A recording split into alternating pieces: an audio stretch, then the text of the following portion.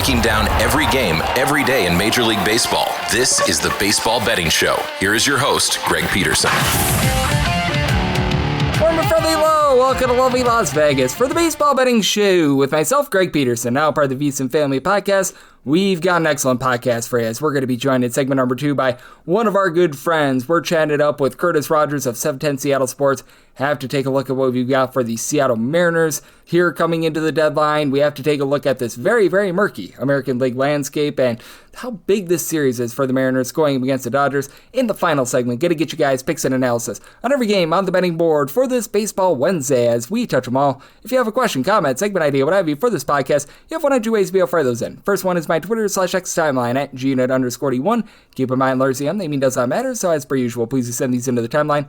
Other ways, find an Apple Podcast review. If you rate this podcast 5 stars, it's very much appreciated. From there, you're able to fire in whatever you'd like to hear on this podcast via that 5-star review. Did not get in any Twitter/X questions today, but had a fun day of baseball on Tuesday. Let's take a look back at it. Try to find some trends and try to get to know these teams a little bit better. Games from yesterday is Greg buzzing about. Here is the rowdy recap. The craziest game of the day might have been Diamondbacks versus Pirates. Diamondbacks up 6-0 going into the 8th inning, and they upchuck a 6-run lead. They go to 12 innings and find a way to get the job done. This by a count of 8-7. Brandon Pfaadt battled really well. 7 shutout innings, and then Ryan Thompson gives up 3 runs in 2/3 inning. Brandon Garcia not out of the bullpen squirrels. Paul Sewald in the 9th inning gives up a pair of home runs. Now you guys know why I don't trust Paul Sewald. 3 runs allowed in 1/3 of an inning, going deep off of him. Brian Reynolds, 15th home run season. Brandon Lau gets loud for his 22nd. Juan Murillo, pair of outside the bullpen scoreless. Kevin Ginkel scoreless inning. And then you had the scoreless 11th and 12th innings from Geraldo Carrillo. And then for the Pirates, Bubba Chandler,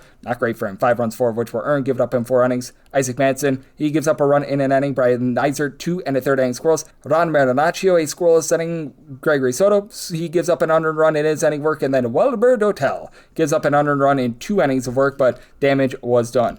The Reds and the Guardians played a pair, and they end up splitting this pair as in game number 1, Guardians get a 6-5 W as for Slade Ciccone, not long for this game. 4 runs allowed in 3 2/3 innings. Gives up a home run to cousin Sal Stewart, his 22nd home run this season. Tim Aaron from there, not out of the bullpen scoreless. Franco Ailman, 2 shutout innings, 5 punch-outs. Colin Holderman holds it down. Scoreless innings out of he, Hunter Gaddis, and Cade Smith. Chase Burns, well, he got burned. 5 runs, 1 of which was earned. Give it up in his 5 innings of work. Was cranked deep in this one by Kyle Manzardo, 12th home run of the season. There was a really bad error out there in the field that really costed him. Brock and Rolberg, Pierce Johnson, Chase Petty, all give you a scoreless inning, and then Samuel gives up a run in his inning work. Reds would bounce back in game number 2, 2-0. They take down the Cleveland Guardians as this was a bullpen game. You had Julian Franco as the bulk guy, 3 2/3 innings scoreless. Caleb Ferguson, 5 outs as the opener scoreless. Emilio Pagan, a scoreless inning. And then Julian Garcia, 4 outs out of the bullpen scoreless. Meanwhile, Gavin Williams, 12 punch-outs, but he gives up 2 runs and he takes a loss, and he gives up home run to J.J. Bleday, his 18th home run season. From there, Daniel Espino was able to give you a scoreless inning. For the Baltimore Orioles, they got lambasted. They lose by 2 touchdowns. Detroit Lions take down the Baltimore Ravens 14-0 as Dean Kramer just got crammed. 8 runs allowed in 4 innings. He gives up a pair of bombs. Gleyber Torres, his 5th home run of the campaign. And then you would have home runs number 3 and 4 of the season from the backup catcher, Eduardo Valencia for Valencia. The other home run that comes off of Chadwick Tromp, that would be a position player who gives up 2 runs in an inning of work. Albert Suarez comes in, 1 1/3 innings. He gives up 2 runs. Jordan Walker, 2 runs, 1 of which was earned in 1 2/3 innings. And Troy Milton, he does not melt away. 7 shutout innings, and the time end, 2 shutout innings from there. Aaron Nola takes another loss, was actually good in this game, 1-0. The Miami Marlins get the job done. Sandy Alcantara, 7 shutout innings. Calvin Fauché, Pete Fairbanks, they both led a scoreless inning, and then Aaron Nola was pretty super. Does give up a solo run to Kyle Sowers, 14th home run season. Tim Meza, and out of the bullpen squirrels, Jose Alvarado or Ryan Kirkering were both able to give you a scoreless inning. For the Chicago Cubs, they absolutely lay it on the St. Louis Cardinals by a count of 10-2 as Colin Ray said, hip hip hooray. They're giving up 1 run over the course of 6 innings. Tyler Ferguson, a scoreless inning, and then Andrew wants more outings like this. He gives up 1 run over the course of 2 innings. Michael McGreevy, not long for this game. 7 runs allowed, and he got 5 outs. Scoring Gasefo, 2 1/3 innings, allows a run. Justin Brule, 2 shutout innings. Peter Strzelecki, hopefully I got that correct, he gives up a run in 2 innings. Matt Savanson gives up a run in an inning, and for the Cubs, 8 of 17 with men in scoring position. The Royals continue to be royally bad, 3-2. The Minnesota Twins get the job done here. Tajon Cole, Milton Bradley, 10 punch-outs, does give up 2 runs, but gets the job done. Travis Adams, Cody Funderburk combined for 2 shutout innings, and then Jack Anderson, a scoreless inning. Seth Lugo, solid start here, 1 run allowed over the course of 6 innings. Daniel Lynch, John Schreiber from there combined for a scoreless inning. Steven Cruz, he gives you a scoreless inning, and then Alex Lang in the 9th inning, he gives it up. He gives up a pair of runs as you had Royce Lewis get an RBI triple. That was your walk-off winner. For the Yankees, they continue to struggle to score, but they get the job done behind Garrett Cole. 3-2 the final. Cole, 6 shutout innings from their Anel Shavili, Brett Hendrick. They both give you a scoreless inning. David Bednar does boop the Bednar. Gives up home run to Chase Meadroth, 9th home run season. Gives up 2 runs in an inning, but that was enough to get it in as Anthony Kay, he was okay. 3 runs allowed in 5 1/3 innings. Jordan Nix, a pair of outside the bullpen scoreless. Tyler Schweitzer, 3 shutout innings, but not a lot doing for the White Sox at the plate. The Toronto Blue Jays, they fall to the Washington Nationals 8-6 of final as Shane Bieber, too late to say sorry. 4 runs allowed and he only went 2/3 of an inning. Brandon Little from there, 2 1/3 innings scoreless. Mason Fluharty gives up 2 runs in 2/3 of an inning, and he was taken deep as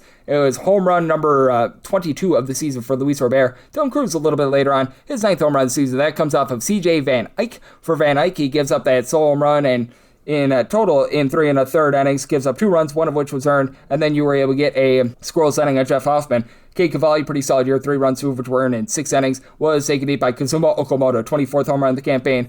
George Springer, he gets his 12th home run season as Gus Varlin gives up 3 runs, 2 of which were earned, does not get a single out of the bullpen, but Tom Cosgrove, Orlando Robalta, Clayton Beater, they clean it up from there. They all give you a scoreless inning. The Athletics, they were the coldest team in all of baseball entering onto this night, and for the Red Sox, they were the hottest, and Red Sox fall by a count of 4-3 as this was home run number 1 of the season for Brian Serven. He was able to get that one off of Jake Bennett, who gives up 3 runs in 6 1/3 innings. Giovanni Morin, pair of outside the bullpen scoreless. Ryan Watson, a scoreless inning. And then Gage Jump does not get jumped. 6 shutout innings. Luis Medina, 1 2/3 inning. He gives up 1 run. And Hogan Harris, he was a hero. He was able to give you a 1 1/3 inning scoreless. For the Milwaukee Brewers, they lambaste the San Francisco Giants. This by a count of 8-2. Logan Anderson, very solid start here. 5 2/3 innings scoreless. To have Grant Anderson give up 2 runs in his inning work. Bryce Eldridge, his 11th home run of the campaign. But Aaron Ashby not out of the bullpen scoreless. Craig Yoho, Ebner Uribe, they both give you a scoreless inning. And Landon Roop, 4 runs given up in 3 2/3 innings. From there, G2 Brubaker, 3 innings. He gives up 3 runs. Jason Foley, 1 1/3 innings scoreless. Keaton Wynn was able to give you a scoreless inning. But for the Brewers, game number without Jake Bauers, they were just fine. 6 of 16 with men in scoring position. The Slam Diego Padres, they walk it off against the Colorado Rockies. This by a count of 8-7 as Michael King, he was not the king in this one. 4 runs allowed, a pair of home runs. Willie Castro, 11th home run season. Mickey Moniak, his 17th. From there, Bradley Rodriguez, 2 runs given up in his inning work. Audio Monajon, an unearned run given up in an inning, but Mason Miller punches out all 3 batters and 11 pitches. And Michael Lorenzen, not long for this game. He gives up 3 runs over the course of 4 innings. Juan Mejia, 1 1/3 innings. He gives up a run. Antonio Senzatella, 2 runs, 1 of which was earned, give it up in 2/3 of an inning of work. Brandon Bernardino, scoreless inning. Victor Vondick, unearned run given up in his inning of work. And then Jimmy Erga, he gives up the game winner. Xander Bogaerts, sacrifice fly. That's how you walk this one off, and being able to get the job done. The Seattle Mariners, they get a win by a count of 7-6 as for Justin Robelski, 5 runs allowed in 6 innings and 4 bombs. Rob Snyder, 4th home run of the campaign. Julio Rodriguez, his 16th. Cal Raleigh, big dumper, his 11th home run of the campaign. Dom Canzone gets home runs number 17 and 18 of the season. The other one comes off of Alex Vesio, gives up his home run in his inning of work. Brock and Roll Stewart, he gives up a run in his inning. And Jack Dreyer, he gets a scoreless inning of his own. Luis Castillo, not what he was looking for. 5 runs allowed in his 5 innings of work, gives up a pair of bombs. As going deep off of him, Max Muncy, 21st home run of the campaign. Shohei Ohtani, his 23rd. Gabe Spire, Jose Ferrer, Edward Bazardo, Alenda scoreless inning, and then Andres Munoz. He gives up a run in an inning, but he's able to generate that save. And for the Houston Astros, 3-2, they take down the LA Angels as Reed Detmers, 2 solo runs given up in 5 innings of work. Christian Walker, his 21st, and Yordan Alvarez, 35th home run season. Bullpen from there was solid. Mitch Ferris does give up a run in an inning, but Sam Natera, Kirby Yates, they combine for 2 scoreless innings. Brent Suter, Jose Fermin, they combine for a shutout inning. Peter Lambert gives up 2 runs in 5 innings, and then Aniel De Los Santos, Brian Abreu, Stephen Okert, Josh Hader, they're all able to give you a scoreless inning. And if you're taking a look at trend-wise, what we're getting in Major League Baseball right now, we've been on a massive under binge here recently as the unders have now exceeded overs. Right now we're seeing about 50.3% of games going under the total this year. 790 unders, 781 overs, and if math serves me correct, 37 pushes along the way. Favorites on the money line hitting at 56%, 874 and 688. And among those 874 favorites, 212 have failed to cover the run line. Over the last 7 days, it's been brutal for favorites on the run line. 47 and 41 straight up.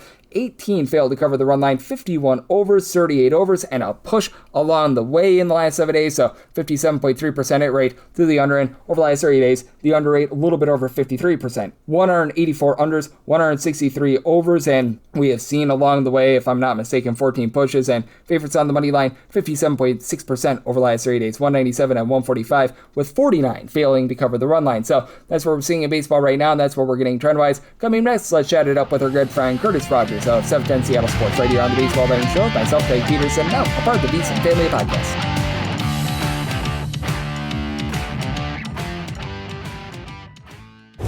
Breaking down every game, every day in Major League Baseball. This is the Baseball Betting Show. Here is your host, Greg Peterson. And we're back here in lovely Las Vegas for the Baseball Betting Show with myself, Greg Peterson, now a part of the VSiN Family Podcast. It's always great to be joined by this man, as we've got Curtis Rogers aboard. He does such great work over at 710 Seattle Sports, taking a look at this great game of baseball, as he is a pre- and post-game host for the Seattle Mariners. Always does a great job with everything out there in the Pacific Northwest, whether that be the Seattle Seahawks, the Seattle Kraken, all things college basketball, and so much more. You're able to follow him on Instagram, Twitter/X, all those social platforms at A Kid from Kent all together. And Curtis, it's always a pleasure, my friend. Thank you so much. Greg, always happy to hop on with you. And yeah, we're about a week away from the trade deadline. Things are definitely heating up. Everybody just kind of making their intentions known this time of year, what they want to do, who they want to add, where they want to go. We've already seen a couple deals happen over the last week or so. It's getting more and more interesting the closer and closer we get to the August 3rd trade deadline, especially in the American League with everybody just so bunched up. We're hoping to see, a little bit of separation here over the next couple of weeks. Yep, and that's where I want to start off with this, because that AL West is just a mismatch and it's a hodgepodge. We know that the Athletics and the Angels are going to be sellers because, man, that is so rough for them. But how do you take a look at the three main teams? The Astros, your Seattle Mariners, along with, as well, the Texas Rangers, who right now lead the division, because it was a crucial win for the Rangers on Monday. We'll see what happens with the Mariners and the Rangers on Tuesday. But those three teams in the AL West, I think they have to decide if they want to go for it, but know that even if they get in the dance, they're probably going to be a small underdog, or decide to go for 2027 and beyond. Yeah, I think of all the teams in the American League West with the most pressure, I think it's the Mariners because of the preseason expectations for them. I think a lot of people looked at them as potential American League contenders this year, and they just have simply not played up to that at all. And I think it's due in large part to the struggles of Cal Raleigh. But you look at just kind of where these teams are. Jim Crane, the owner of the Houston Astros, had said this week that he doesn't envision his team ever being sellers, which is kind of funny because last year they were that at the trade deadline. But this year, 52 and 55, it doesn't look like this core group of the Astros, what they currently are, would probably be, considered a threat by any stretch of the imagination. But because of how bad the American League West has been this year, they're very much in it. But I would say that of the three teams that are atop the AL West right now, Texas, Seattle, and Houston, I think the team that is definitely, playing better ball right now would be the Texas Rangers, especially taking 3 of 4 from Seattle head to head. And, you look at the span of the 28 innings that these two teams played, that they led in 24 of those 28 innings. So it was pretty staggering to see just how good this Rangers team can be when everything's going. I mean, they really brought out, the bats in the series finale, hitting 4 home runs off of George Kirby. Mariners right now are just kind of in a funk, and it is weird how they have been unable to really get going. They did have an 8-game win streak back in May, but that was a long time ago.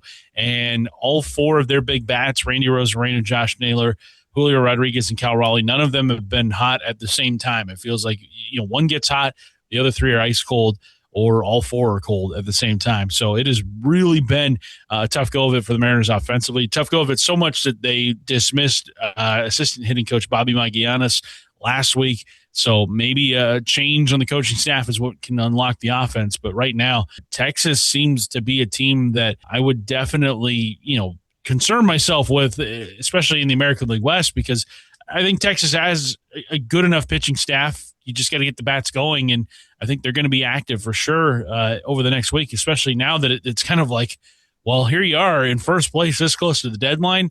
Even if your record is just near 500, being in first place, that gives you a shot to get to the playoffs. So I think Texas is squarely among the teams that are going to be buying here.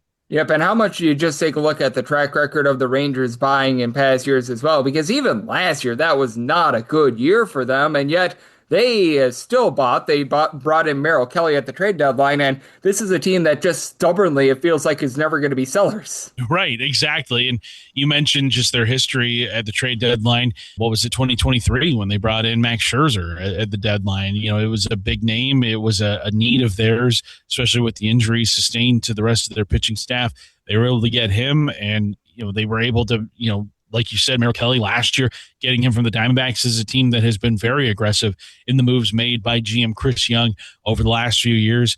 They made a really shrewd move this offseason, moving on from Marcus Semien, bringing in Brandon Nimmo. People are kind of like, Semien is That's worked out well for them. Blip. Exactly. It's worked out tremendously for them. Nimmo has been everything that he was in New York, and now he's doing it in Texas, whereas Semien has been bad once again. So I think this Texas team, certainly one to keep an eye on. I think if you're just looking at roster talent, though, I still think the Mariners have the more talented roster, but they have just not been able to get out of their way at all this season. It remains to be seen if they're able to do it over the next couple of months, but time is running out for all these teams. You're looking at 107, 106 ball games that some of these teams have played. We're getting, under the 60 games to go marker. That's, just under 2 months left. If you have not, dug yourself out of the early season hole that you found yourself in, running out of time right now.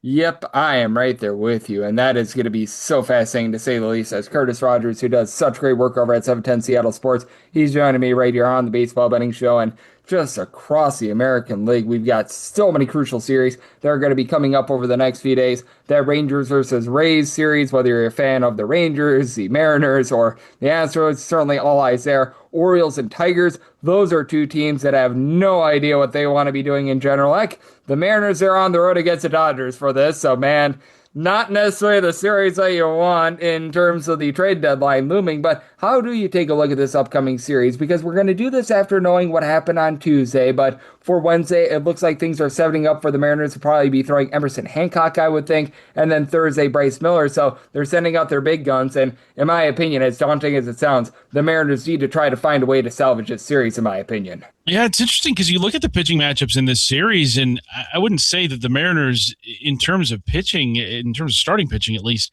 have the disadvantage in this one. I would say that of the three pitching matchups, the one that, you could make a case for is Justin Rebelski, having a leg up on Emerson Hancock. It's not like Hancock's been bad this season. He's got an ERA just above 3, but Rebelski's under 3. He was an all-star. So you look at the pitching matchups, it's pretty even. I would say the Mariners have the advantage in Thursday's series finale with Bryce Miller going up against Roki Sasaki.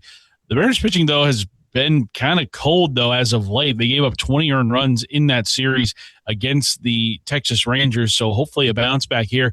What's interesting, though, about having Castillo and Hancock as the first two pitchers in this series is that those are two pitchers who have been named in a lot of trade rumors as of late, two guys that could potentially be on the move come August 3rd. And, I think you look at the tail of the tape for the two of them. Castillo, obviously, with the longer track record, nearing a decade in the bigs, and has pitched a lot of big games for the Mariners, and he was a Cy Young finalist a couple of years ago. Obviously, his season has not gone to plan this year, especially kind of being, maybe the odd man out in the rotation, but also with 1 year remaining on his contract after this year, potential bounce back candidate. There is, some reason for optimism if you do acquire Luis Castillo. As for Hancock, you've got 4 years of club control left. It does kind of feel like the Mariners, if they do make a trade, will probably be dealing from somebody within their starting rotation, because in addition to having 6 starting pitchers that are quality big league starters, you also have the top pitching prospect in Cade Anderson, the top pitching prospect in all of baseball. You've got maybe the second best pitching prospect in all of baseball in Ryan Sloan. So it's not like they are hurting for pitching depth within their organization. So if you move on from Castillo or Hancock, you may actually be replacing them with an even better starting pitcher in Cade Anderson potentially here over the season's final months. So obviously a lot of intrigue as to how those guys will handle their final start before the trade deadline. But I would imagine at least one of them will still be in Seattle post-trade deadline. Both cannot say with certainty that that's going to happen.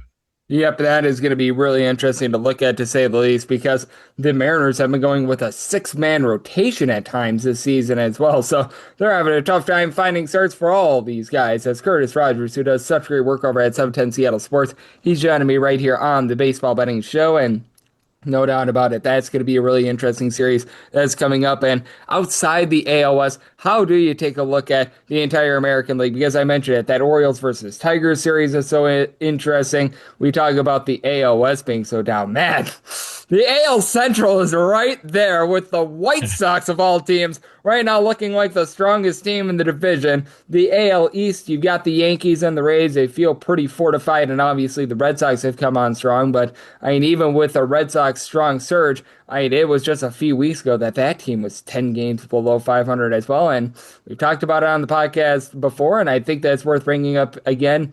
Feels like the weakest American League I've ever seen, and it's still just a big giant hodgepodge, even though we're 100-plus games through the season. Yeah, it is very much the weakest American League I've ever seen. And you mentioned the White Sox, and they continue to put some distance between themselves and the Guardians. That run differential's climbing up. You look at some of the bats that they've got going this year. Miguel Vargas has enjoyed a really fantastic season. Colson Montgomery has a lot of power. Munetaka Murakami has looked decent since coming off of the injured list.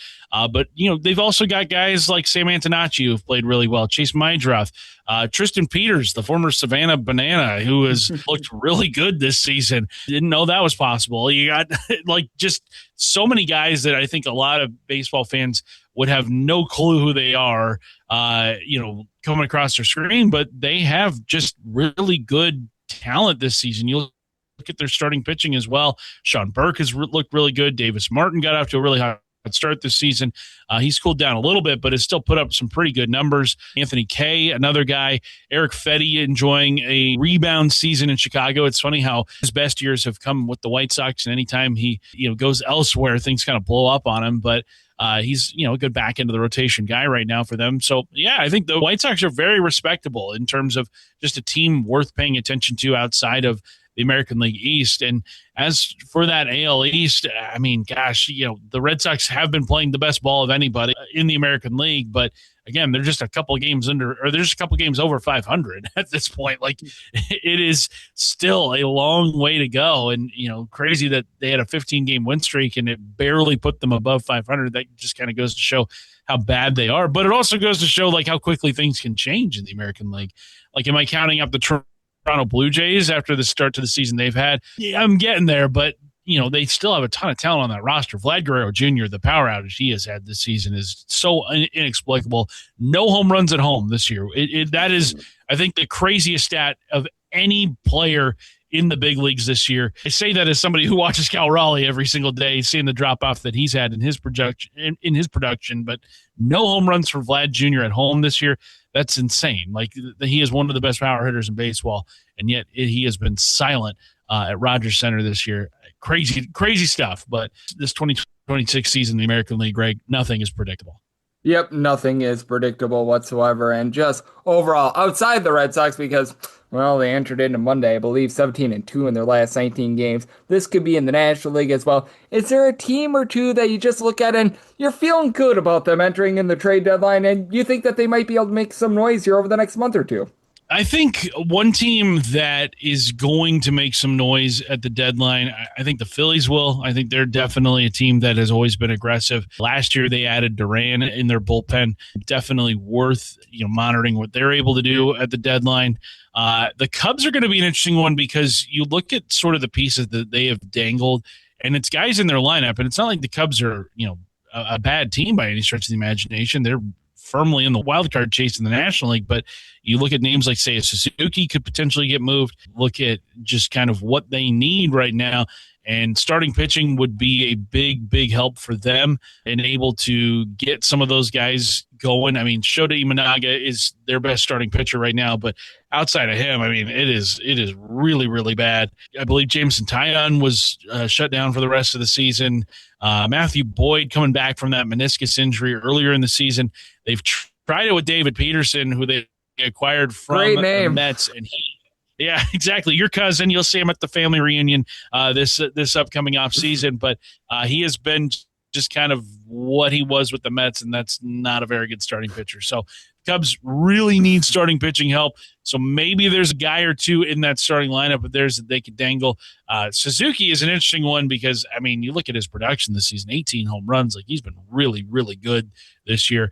I don't know if they want to give him up, but they may have to deal from a position of strength if they want to really fortify their entire roster. Yep, for David Peterson. I love the name. I don't love the fact that he entered into Monday with a 5.97 ERA. So, yeah, that's been a little bit rough to say the least, and it's an interesting landscape in baseball. Curtis, you're doing a great job of covering it. Love to get people at home know it's all on tap for you and how people can follow along on social media and other platforms. Yeah, really good stuff on Seattle sports. Over the last couple of days, I had a conversation with former Cy Young Award winner and the current MLB Network analyst Jake Peavy talking about the trade deadline, whether or not the Mariners and Padres, the team he's obviously most known for, if that's a match made. That conversation is at seattlesports.com, also on the Seattle Sports YouTube page. And Greg, always happy to hop on with you, talk some baseball this time of year, and we're going to have, I think, a pretty active trade deadline. So looking forward to diving into some of those moves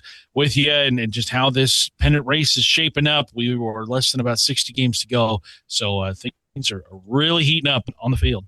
Yep, they certainly are, and things are always great with the conversations that we have on this podcast with our man Curtis. He does such great work out there in the Pacific Northwest, and every single time he joins, we learn such great insights. So big thanks to Curtis for joining me on the Baseball Betting Show, now part of the VSiN Family Podcast. Next, it is that time of the podcast to give you picks and analysis on every game on the betting board for this Baseball Tuesday on this Baseball Wednesday as we touch them all.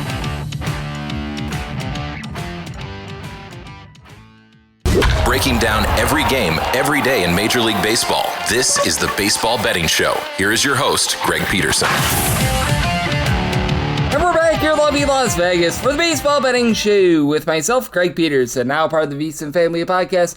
Always great to be joined by Curtis Rogers, who does such great work over at 710 Seattle Sports, looking at this great game that we all know and love of baseball. Every single time he joins me, he lends such great insights, and he did so once again today. So, big thanks to Curtis for joining me in the last segment. Now it is that time of the podcast to give you picks and analysis on every game on the betting board for this Baseball Wednesday as we touch them all. If a game is listed on the betting board, Greg has a side and a total on it, so it is time to touch them all. Do note that, as per usual, any changes that are made to these plays will be listed up on my Twitter/X feed at gunit_81. We're going to be going in Las Vegas rotation order. This is where we go with the National League games first in time order, then the American League games, and any interleague games. Those are going to be at the bottom. That'll keep things all nice, neat, clean, and easy. Let's get things started. This is 9:51, 9:52 on the card. We've got the Phillies. They're going to be on the road against the Miami Marlins. We do know that Jesus Luzardo goes for the Philadelphia Phillies.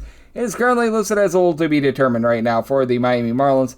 And we're between minus 160 to minus 162 as that number on the Phils, plus 136, so plus 144. That number on Miami total is 8 over and under, both at minus 110. If you're looking to lay a run half right now with the Philadelphia Phillies, you're going to be able to get that at a plus 106, and I do have to go with the Philadelphia Phillies here. I was only able to go up to a minus 158 on the money line, but with the run line, pretty much anything of plus 105 or better, I'm going to be looking there. For the Miami Marlins, this is just a rough bullpen right now. And typically when they go to these sort of games, they're going to be throwing out their Ryan Gusso, who's been posting up well over a 4.50 ERA for his career, a 5+ ERA. There's just really not much trusting in him. Lake Bakar is a long guy, is north of 3.50 ERA right now, and they've just been dealing with a whole bunch of mix and match injuries, so likes of Anthony Bender and company, so it's a big giant mess. If the Marlins call up someone from the minor league level, it's probably not going to be any better for this team either, so they're really in a rough spot. And Michael Peterson is now day-to-day as well. That's one of their better relief pitchers.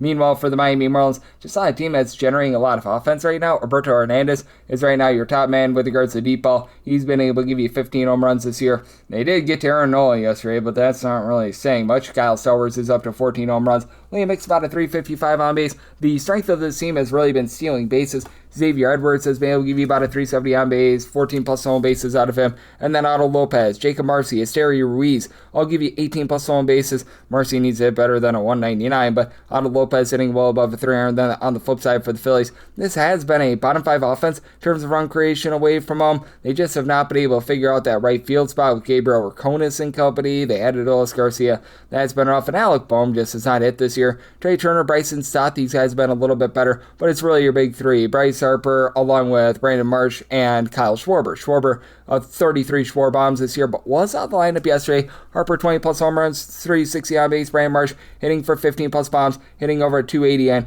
it is a Phillies team that they themselves have been a little bit shaky with the bullpen. Yuan Duran had a rough one a few days ago, but you do have a Ryan Kerkering, Jonathan Bullen, along with the aforementioned Duran, give you a sub-3 ERA. Jose Alvarado has not been good, to say the least. He's mixed and match guys, like they tried out there Lou Trevino for a little bit, but he's on the injury list.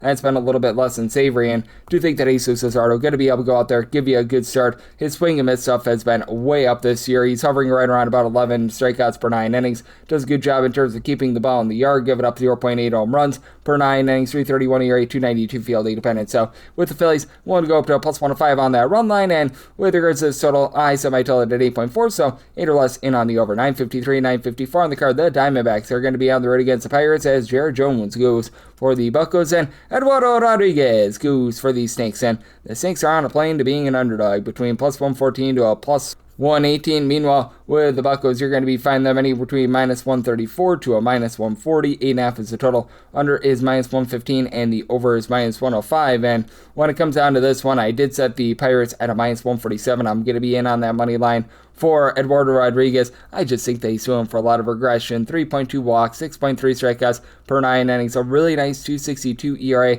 closer to a 4.15 fielding independent. So that does cause me a lot of strife there. Meanwhile, you've been able to get really good production out of Jared Jones recently. 10.4 strikeouts, 2.5 walks per 9 innings, 3 runs allowed over the course of his last 4 starts. So he's really rounding into form. Now you do have a Pirates team that is in the bottom half of the big leagues in terms of bullpen ERA.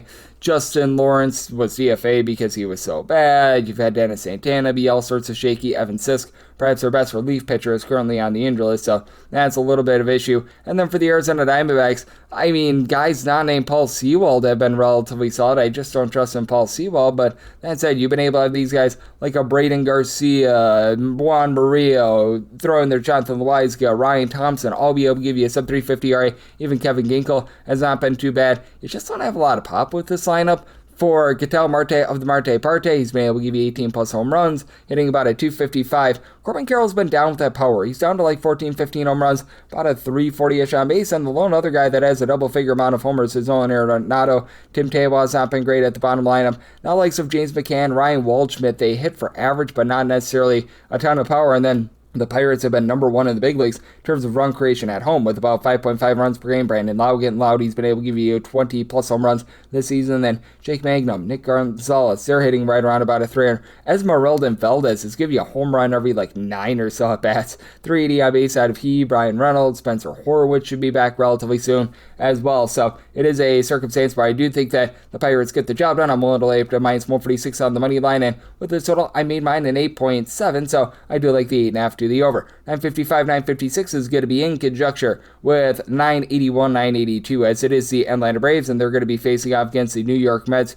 in game number 1. It's going to be one AJ Smith-Schwaber going for the Braves, and you've got Sean Manaea going for the New York Mets. And then game number 2 is supposed to be what we were going to get yesterday. Chris Sale going up against Christian Scott. Great Scott. And if you're looking at the Smith-Schwaber versus Manaea game, right now, the lone line that I'm seeing is over at Kalshi, minus 122 on the Braves, plus 117 on the Mets with no total currently up. And if I could get a minus 123 or better with Braves, I set this at a minus 124. I am going to be in on the Atlanta Braves for this total as well. I did set it to where an 8 or less, I'm going to be in on the over, an 8.5 or higher. I'm going to be in on the under. I did set my total at 8.3. For Smith-Schwaber, I just don't think that he's necessarily going to be long for this game. He's either making his season debut or he's making his first appearance in quite some time, because I don't think that he appeared in a single game this season. He was spending a lot of last season on the injury list. In his small sample size at the big league level, 377 ERA, 8 strikeouts and 4.1 walks per 9 innings. Really, really young guy. He's still only 23 years old, and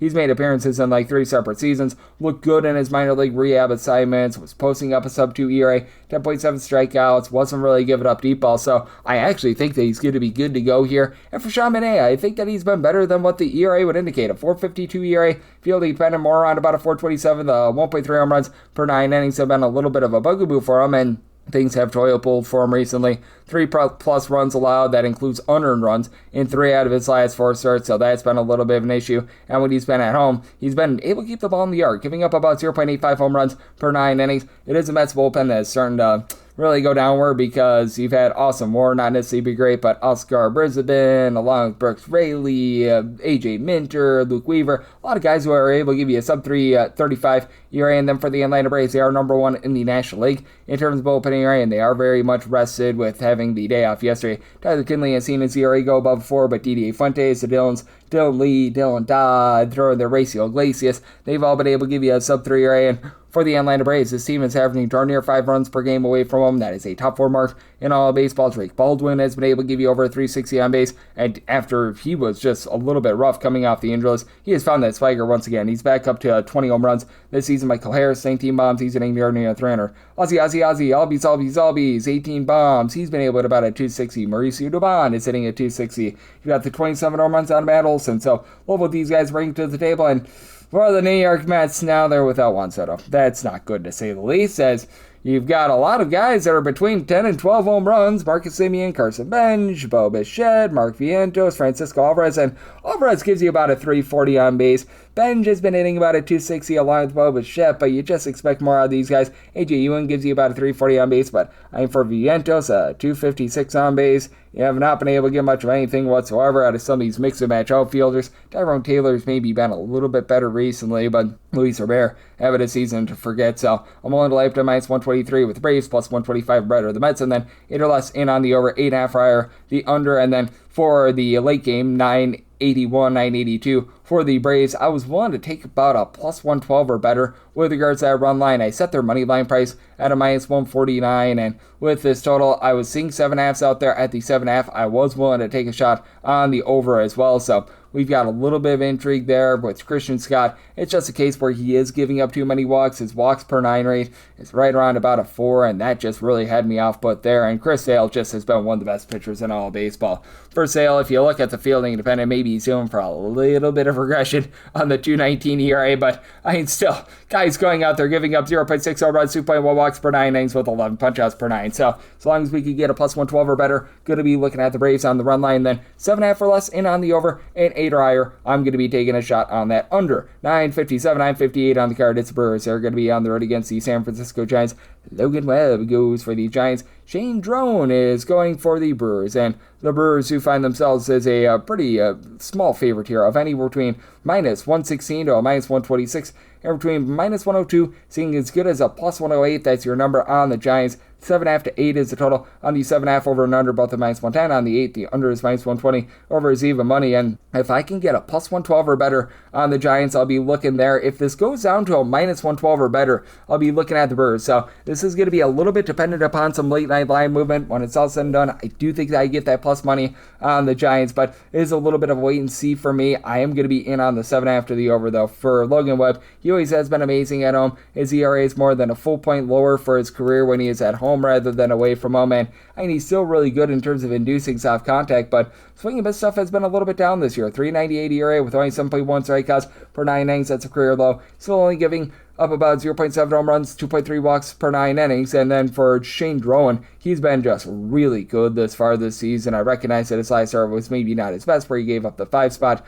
to the Colorado Rockies, but still, 3.51 ERA, 3.01 fielding dependent, 9 strikeouts per 9 innings. He's giving up just 0.7 home runs per 9 as well. And for this Brewers bullpen, they've been in the top 5 in terms of ERA. These guys like Trevor McGill, Abner Uribe, I recognize has been dealing with a little bit of ailment, but Grant Anderson, the new long guy, Chad Patrick, these guys have all been able to give you a sub 3.55 ERA, and for the Giants, they now do find themselves in the bottom half of the big leagues in terms of bullpen ERA. Caleb Killian has just not really been great recently. Now, Keaton Wynn coming off the injury list, that should be able to help out. He and JT Brubaker as longer guys have been able to give you a sub 3.35 ERA. They are currently without Matt Gage, and that's not a bad thing because he's been posting up an ERA well above a 5, so that's not amazing to say the least. And now they've got Adrian Hauser as a little bit of a long guy as well. It's actually been good coming out of the bullpen. It was not good as a starter. Tristan Beck is a guy that has a big giant roll of the dice as well. And for the Giants, it continue to be a bottom 7 team in terms of run creation when they have been at home. Do have Rafael Devers along Casey Schmidt. Both give you 21 plus home runs for Devers.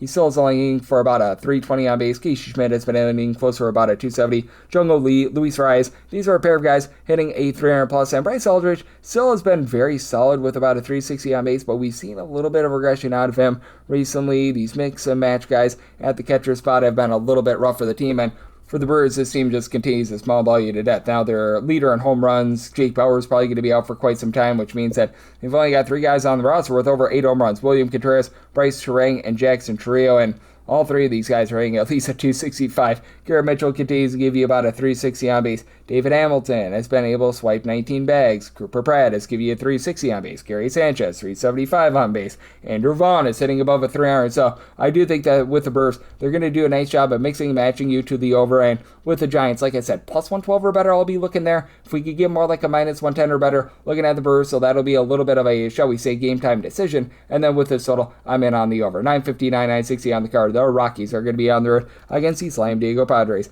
Good if Finn Canning is on the bum for the Padres, at least we think he is, and it is going to be Mr. Gabriel Hughes going for the Colorado Rockies. 8.5 is the total. The under is between minus 110 to a minus 120. Over is between even a minus 110. For the Padres, you're going to be getting them between minus 138 to a minus 145, between plus 122 to a plus 130. Is that number on Colorado, and I'm in on the Pods. They set them at a minus 182. Now, Griffin Canning is probably going to be the starter. He might be coming in after an opener, though, so you do want to be checking that out, and the ERA has not been good this far this season. Like, man.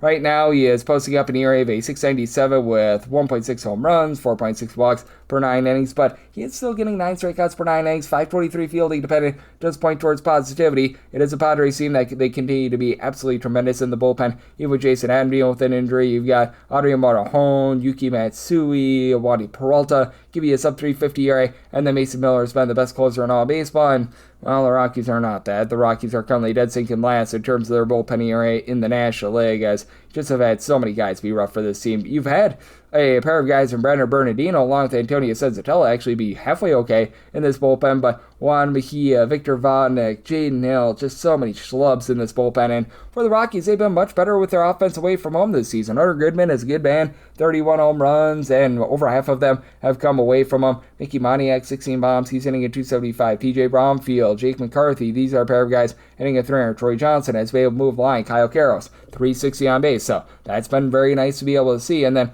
on the other end for the San Diego Padres, they have been a bottom 7 team in terms of run creation overall this season, and at home they're only averaging about 3.7 runs per game, but post All-Star break they've been much better. Manny Machado still not hitting for average, but 23 home runs is 23 home runs, and then you've got Gavin Sheets, Ty France, Jackson Merrill, all between 14 and 16 home runs, and in the case of France, he's been able to give you about a 340 on base. Fernando Tatis Jr., since the All-Star break, he's been able to give you a trio of homers. Now, so these guys like Freddie Fermin, throwing their Gavin Sheets, who I mentioned before, these guys are hitting a 215 or lower. Jace Bowen, give you nothing out there in the outfield, but I do think that for the Padres, they do a nice job in terms of getting to a guy in Gabriel Hughes that in a small sample size, he's been very good. He's got a 210 fielding dependent, 276 ERA, 19 and a third innings. He's not allowed any homers, but again, it's such a small sample size that I'm not going to be willing to trust in it, and for the Padres, do think that they get the job done here. So with the Padres, I'm going to be willing to take them on the money line, set them at a minus 182, and I'm in on that over. I did somebody told at an 8.7, 961, 962 on the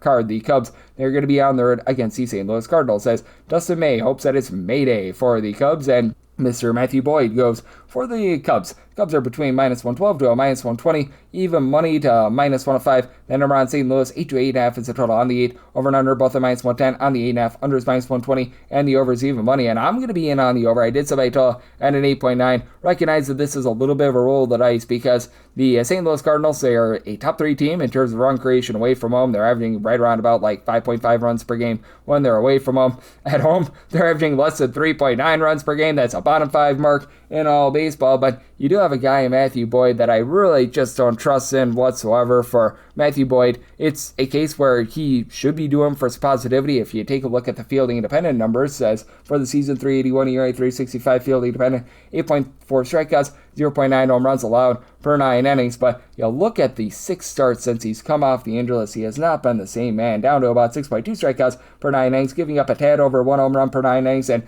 Dustin May should be doing for a lot of positivity. 4.59 ERA, but a 3.16 fielding dependent, 0.6 home runs per 9 innings allowed. He's getting about 8.9 punches per 9, so I think that that's going to be big moving forward. And with regards to both of these bullpens, don't necessarily have a lot of faith in them whatsoever. Matt Savanson, along with Ryan Stanek, have both been posting up well above a 4.25 ERA in the St. Louis Cardinals bullpen. I will say that Stanek has been a little bit better for the team recently, but still not necessarily been amazing. Jojo Romero, he's right now dealing with injury, so you've got a lot of issues there. And then for the Cubs, it's just injuries. Riley Martin, Daniel Palencia are currently out. Hobie Milner is still dealing with an injury as well. They've been without Porter Hodge for the entirety of the season. They've had to kick the tires on guys like Drew Pomeranz, so that's been a massive issue for them. They do have still a very solid lineup. This is a Cubs team that's in the top 6 in terms of run creation. Peter Armstrong, 23 bombs. He's been able to give you about a 390 on base.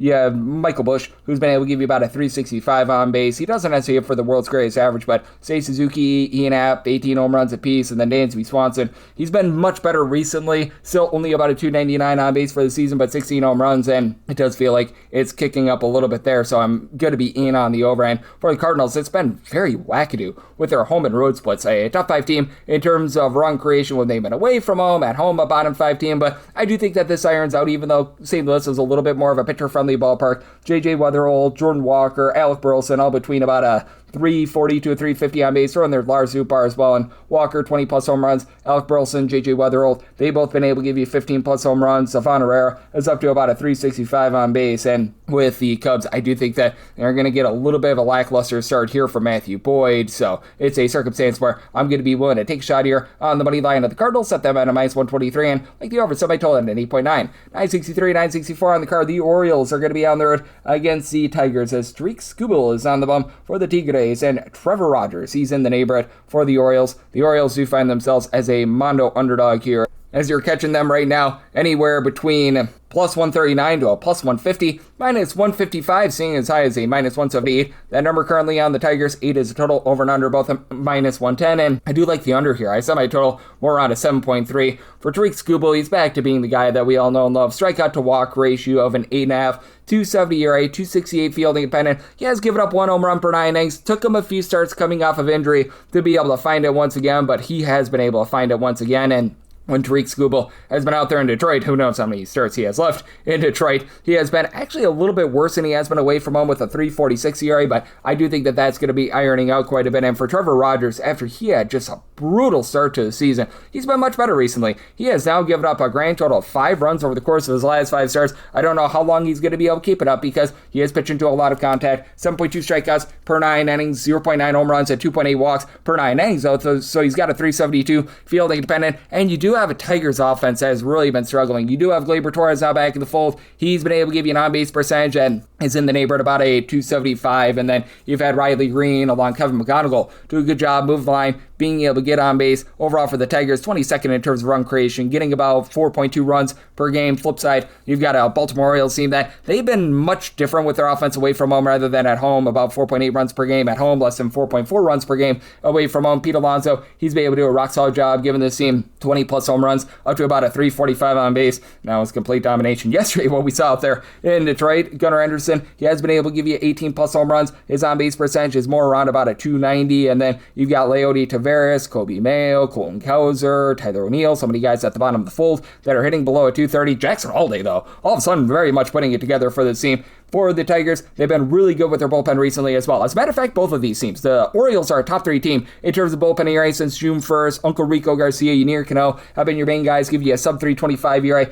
Albert Suarez has been a relatively good long guy. Tyler Wells has been able to emerge as well. And then for the Detroit Tigers, you've been able to get amazing innings recently out of Tyler Holton, sub 325 ERA out of him. Drew Summers not necessarily a guy that I trust him, but Kyle Finnegan has been able to give you that sub 325 ERA. Kenley Jansen, don't necessarily trust him in big spots, but in small spots, he's been relatively okay. So this is a circumstance where I'm going to be in on the Tigers on the run line. I did set them at a minus 226. I was willing to take any sort of plus money there, and you're getting a lot of plus money. I set mine at a minus 109, so I'm going to be taking the Tigers here, laying a run half on the run line, and I do like this total to the under 965, 966 on the card. You got the Tampa Bay Rays playing us to the Walker Texas Rangers. Ian Seymour is going to be going for the Rays. Mackenzie Gore hopes to not get gored for Texas. They are back to being an underdog of between plus 115 to plus 122. Meanwhile, minus 135 to minus 142. That's your number on Tampa Bay. 7.5 is the total. Over is minus 115. The under is minus 105. And I'm going to be in on the Rays. I set them at a minus 151. For Mackenzie Gore, he should be doing for a lot of positivity on his ERA, but the problem is he has been just not the same pitcher when he has been away from home. Right now for Mr. Mackenzie Gore, 4.82 ERA, 3.76 fielding independent, 9.9 strikeouts per 9 innings, right around about 1 bomb per 9, but 3.61 home ERA, 6.02 ERA when he is away from home. And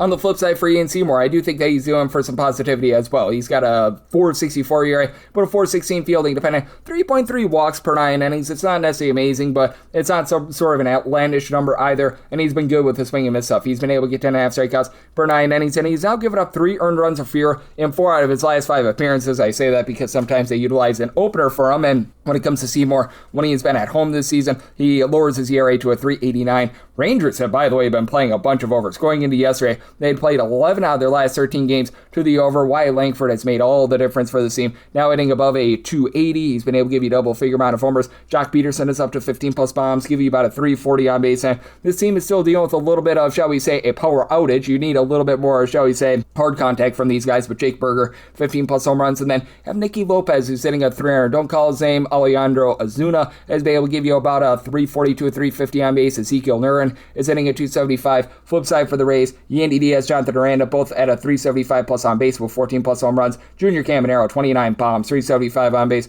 And then these guys at the bottom of the lineup, Chandler Simpson, he's been able to give you over 20 swipe bags. He's hitting darn near at 300. The catcher spot with Hunter Fiducia along with Nick Fortes. These guys have been able to step up. We have seen both of these teams have some struggles with their bullpen. Brian Baker has been incredible for the Tampa Bay Rays. He and Cam Boozer have both been able to give you a sub-3 ERA. And when it comes to some of the mix and match guys like Eric Clevenger and company, it's been a little bit of a struggle there. Meanwhile, for the Texas Rangers, the Jacob Dunas, Jacob Latz, they've both been able to give you a sub-325 ERA. Tyler Alexander has been able to do a relatively solid job for this unit as well, but since June 1st, we have seen this Rangers bullpen really decline, 26th in terms of bullpen ERA in that time span for the Tampa Bay Rays. It's not like they've been incredible with their bullpen all season long, but they've been a top 10 unit in this time span as well, so I do think that the Rays go out there, get the job done, and I think that the trend of overs continues with Rangers. I semi-told it at 8.2, so in on the over, 1 to lay up to minus 150 on that Rays money line. 967, 968 on the card. The Royals are going to be on the road against the Twins as Joe Ryan is on the bump for the Twins, and one Mr. Randy Dobnak is expected to get the start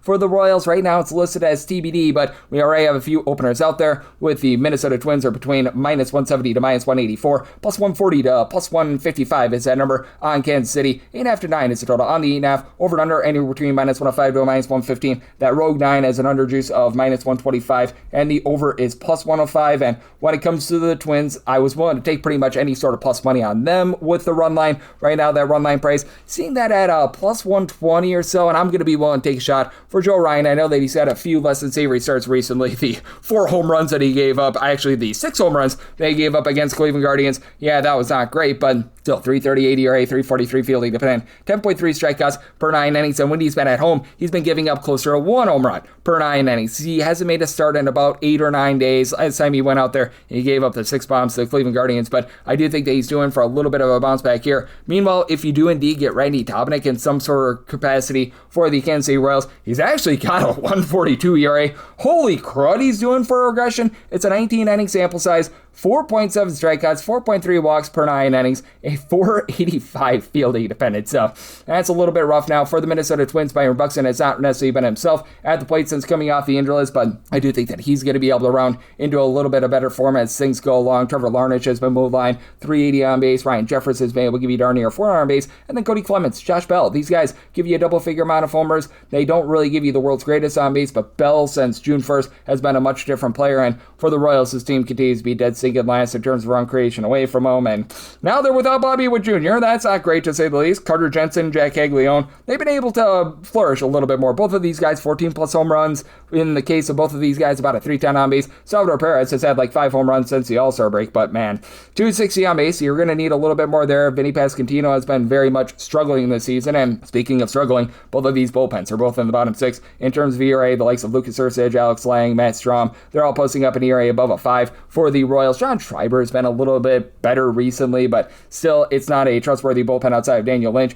And then for the Minnesota Twins, you've been able to have one or two guys be able to step up in this bullpen. Yandres Gomez in a Twins uniform has actually been quite solid, and you've been able to get good innings out of Andrew Morris as well, but Travis Adams well above a 5 ERA. Tommy Nance is a guy that they pick up from the Blue Jays. Have your question marks there. Taylor Rogers has been better recently, but still, you've had your issues on that front. But I do think that these starters are going to be able to give you a relatively good start. I'd rather have a 9 under compared to the 8.5 over, but right now I'm pretty much only seeing 8.5 after I saw that one rogue 9. So on the 8.5, do like the over. And for the Twins, plus money, I'm going to be willing to take the run line. 969, 970 on the card. The White Sox play goes to the New York Yankees. Cam Schlittler is on the bump for the Yankees, and Davis Martin goes for the White Sox. White Sox do find themselves as a pretty good size underdog here. You're going to be finding them anywhere between plus 123 to a plus 130, anywhere between minus 138 to a minus 148 is that number on the Yankees. 7.5 is the total over and under, both at minus 110, and when it comes to the Yankees, I set them at a minus 108. So I'm going to be willing to take a shot here on the White Sox. Cam Schlittler has been really good when he's been away from home, and he has been the main stopper right now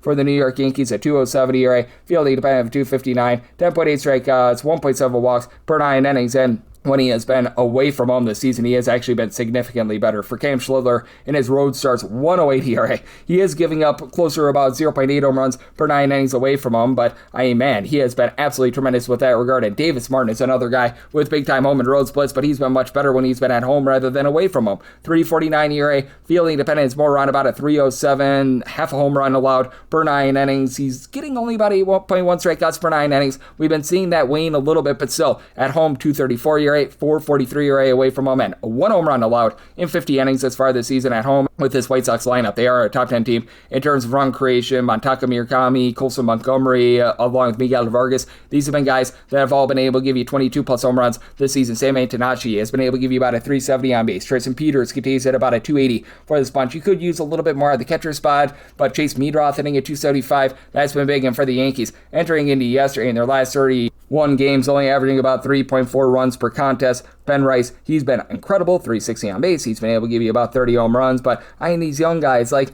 Spencer Jones, Yasan Dominguez, they just have not stepped up. Jazz Chisholm has been able to give you 15 plus home runs, but he's hitting at 225. Trent Grisham has been a disappointment this season. Paul Goldschmidt has waned ever since a good start to the season, but what the Yankees do have going for them, the number one bullpen in terms of ERA since June 1st. So these guys like Brent Hedrick, Fernando Cruz, David Benar, throwing their Paul Blackburn, giving you a sub 3 ERA. That's been big. And for the White Sox, they themselves have been a top 8 team in terms of bullpen ERA since June 1st as well. Now, you've got some untrustworthy guys looking at you, Jordan Hicks, Sir Anthony Dominguez, but Brian Hudson, Sean Newcomb, Grant Taylor, these have been guys who have been able to give you a sub 350 ERA. And even though Cam Schlittler has been amazing away from him, I do think that the White Sox present some value here. And I did set my total at 7.6. I do think that the Yankees start to give you a little bit more offense. So on the 7.5, like the over, and I'm going to take plus money here on the White Sox money line. 971, 972 on the card. The Angels are going to be playing us to the Houston Astros. Hayden Wesneski is on the bump for Houston, and Grayson Rodriguez goes for the Angels. Angels are underdogs, plus 108, minus 125 to minus 126 here on Houston, and total is 9.5. The under is minus 115, and the over is minus 105. Going to be waiting for a little bit more line movement because we're only seeing like one opener out there. Plus 117 or better, going to be looking at the Angels. If I could get this down to like a minus 115, which I think I might be able to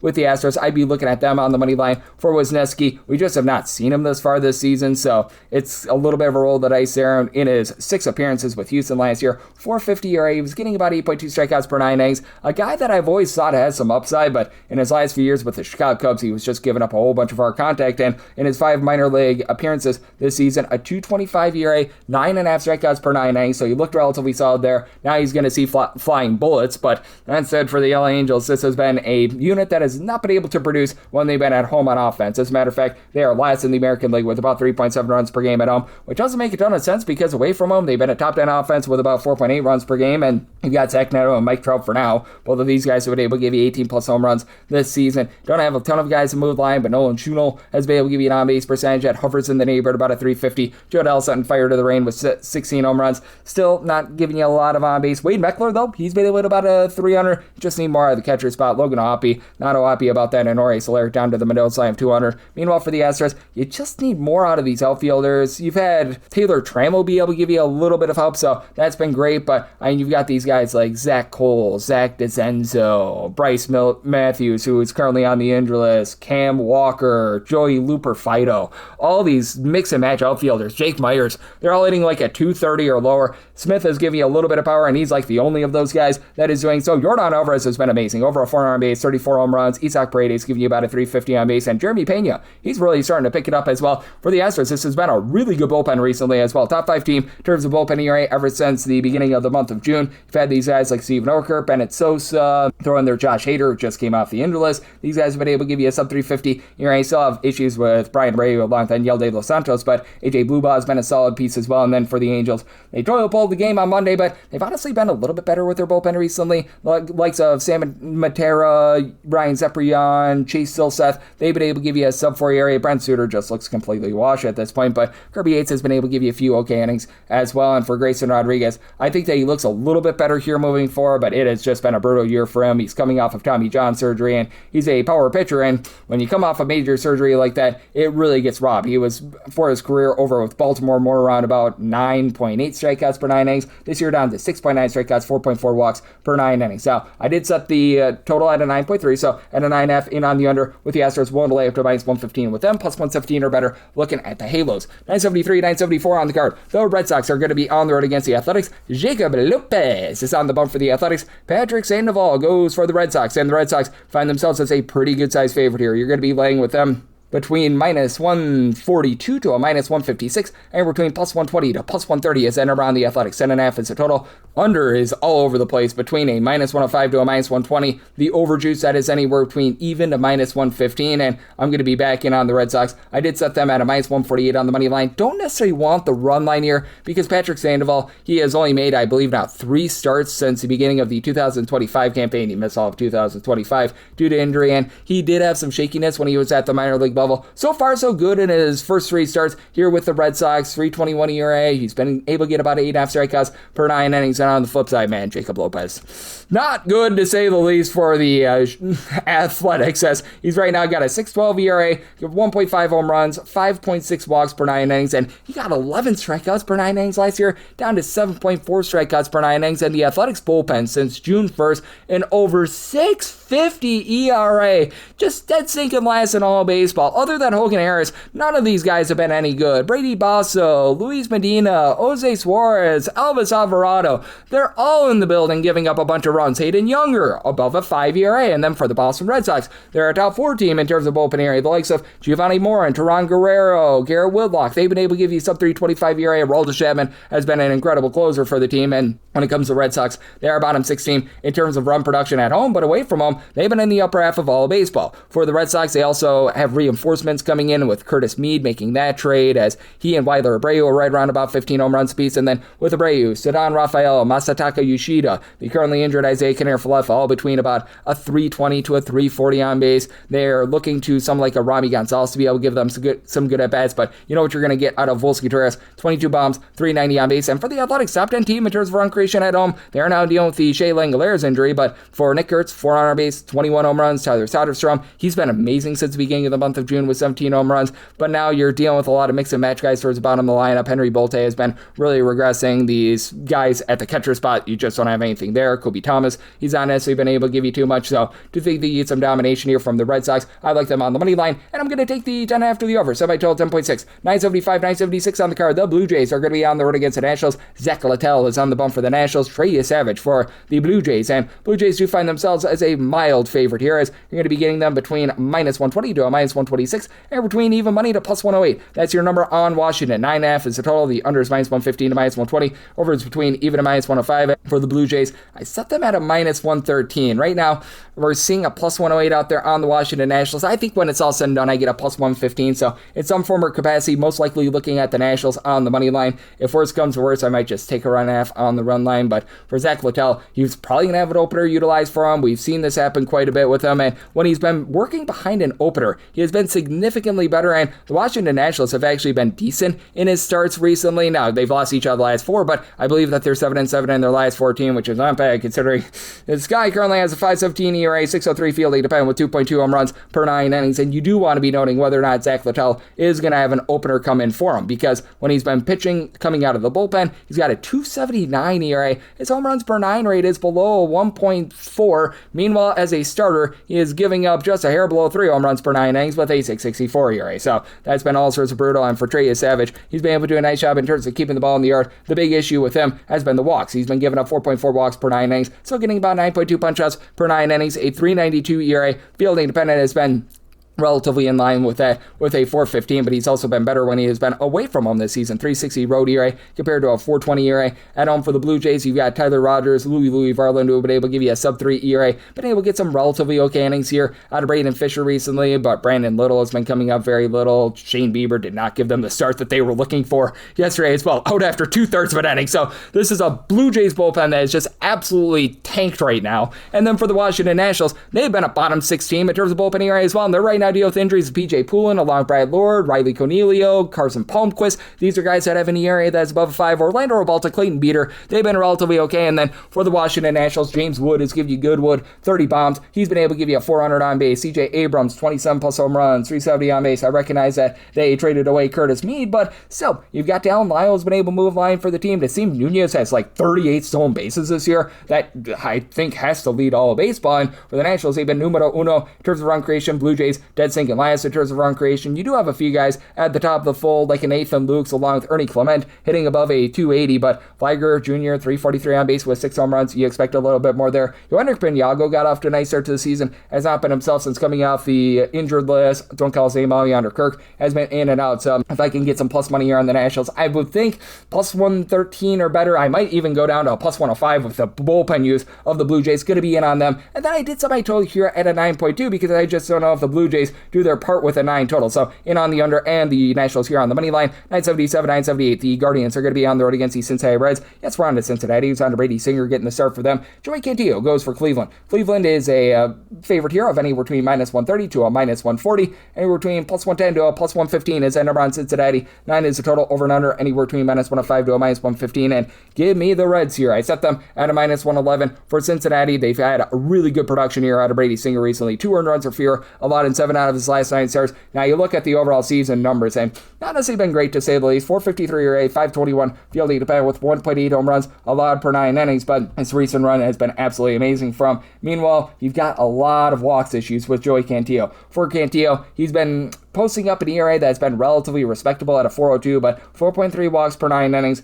You had the Cleveland Guardians and the Cincinnati Reds play a double dip yesterday, so there was a lot of bullpen use there. And for the Cleveland Guardians, they've been a top 6 team in terms of bullpen ERA. Hunter Gaddis has really been able to come on strong, and they did get a nice start in game number 2 out of Gavin Williams, so a lot of credit where it is due there. But that said, you have had Sean Armstrong go back on the injured list. Eric Sabrowski is more around about a 350 ERA right now. And for the Cleveland Guardians, going into the double dip, they were averaging about 3.6 runs per game in their last 45 games. You've had a few guys like Chase Salauter, Jose Ramirez, Stephen Kwan give you over 330 on base run. They're Travis Pazzana as well. But in the likes of Kyle Manzardo, Davis Schneemann, P.D. Halpin, you're getting absolutely nothing there. Nobody on the roster has more than 12 home runs. Getting back Ramirez, Alantana Martinez should help, but still it's been a struggling team. Meanwhile, for the Cincinnati Reds, J.J. Bleday, Ellie De La Cruz, and Spencer Sear, all between about 16 to 18 home runs. Bleday has been able to give you about a 340 on base. De La Cruz at 350 on base. Cousin Sal Stewart, 20 plus bombs. He's been solid. Now the bottom of the lineup with these guys like DJ Friedel, Cabrian Hayes, it leaves a little bit of something to be desired. And the Reds,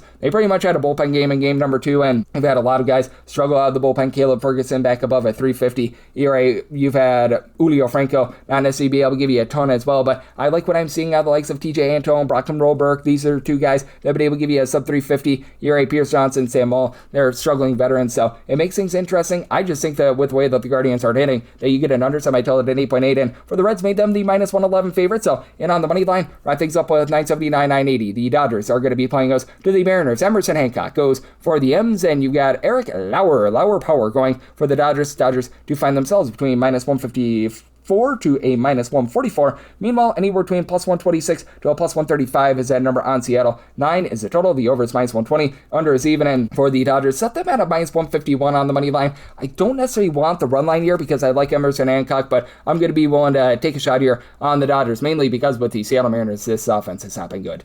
Bottom 3 team in terms of run creation this year, Cal Raleigh has went from the big dumper to taking the big dump. 10 home runs with a less than 175 average. That is just not cutting it. You do have quite a few guys between about 13 to 16 home runs. Dom Canzone, Colt Young, Randy Arozarena, and Julio Rodriguez. And for Arozarena, about a 375 on base. I'm liking that. Young, Rodriguez, Canzone, hitting between about a 255 to a 260. But these mix and match guys like Rob Snyder, Colt Emerson at the bottom of the fold, they just have not been able to give you too much of anything whatsoever. And then for the LA Dodgers, they've actually been scoring significantly less when they've been at home rather than away from them. 5.8 runs per game away from them, number 1 in all baseball. Closer to about 4.4 to 4.5 runs per game at home. And you do have Shohei Ohtani right now dealing with that leg injury. He's not pitching, but he's still in the lineup, giving you 22 plus bombs, about a 400 base. But how about Freddie Freeman and his emergence, hitting back above a 300 with 15 home runs? Andy Paz, 17 bombs. Max Muncy has been able to give you 20 home runs. Both of these guys move line, and in a small sample size, I've loved what I've seen of Tommy Edman. Both of these teams have been top 12 team in terms of bullpen ERA. Now, for the Seattle Mariners, lots of injuries with this bullpen, with Cooper Criswell, Matt Brash currently on the injury list, but Gabe Spire, Jose Ferrer, Edward Bazardo, these have been guys give you a sub 325 ERA. And for Emerson Hancock, I've loved what I've seen out of him this year. 316 ERA, right around about 8.7 to 8.6 strikeouts per 9 innings, fewer than 2.5 walks per 9 innings. He does give up closer to about 1.2-ish home runs per 9 innings, but he's been able to do a very rock solid job here on the road as well. He's only posting up a 3.45 ERA. Meanwhile, for Eric Lauer, he's been better in a Dodgers uniform, but still, he's getting fewer than 6 strikeouts per 9 innings. He's giving up over 2.2 home runs per 9 innings as well. So while he's got an ERA that is below a 5, his fielding independent is closer to a 6. So that's something that you do need to be mindful of, and that's a big reason why I'm in on the over. But I'm still willing to back the Dodgers here because they do have that good bullpen. Edgar Enriquez has really been able to give you some nice innings recently. Tanner Scott, great Scott, he's been able to give you a sub 250 ERA. Recognize we're starting to see a little bit of regression out of someone like a Kyle Hurt. He's been posting up an ERA above a 4, but Alex Vesia sub 3 ERA. You've had Will Klein start to regress a little bit as well, but getting Brock and Roll Stewart off the injury list, I do think that the Dodgers get the job done at home. One to lay up to minus 150 with the Dodgers, and do like the 9 to the over. Semi-total 9.2, and that'll wrap things up for the Wednesday edition of the Baseball Betting Show, now part of the VSiN Family Podcast. Big thanks to Curtis Rogers. He does such amazing work over at 710 Seattle Sports. He joined me in the last segment. If you do like hearing from this fine podcast, Baseball Betting Show, you're able to subscribe wherever you get your podcasts, Apple Podcasts, Google Play, Spotify, Stitcher, and TuneIn. If you have a question, comment, segment idea, what have you for this podcast, you have one of two ways we offer those in. First one is my Twitter/X timeline at gunit_D1. Keep in mind, Larry CM, the media does not matter, so as per usual, please do send these into the timeline. And the other way is find an Apple Podcast review. If you rate this podcast 5 stars, it's very much appreciated. From there, you're able to fire in whatever you'd like to hear on this podcast, side that 5-star review, and I'm with you guys every single day, giving you a pick and analysis on every game, every day. So I'll be back with you once again tomorrow. Thank you so much.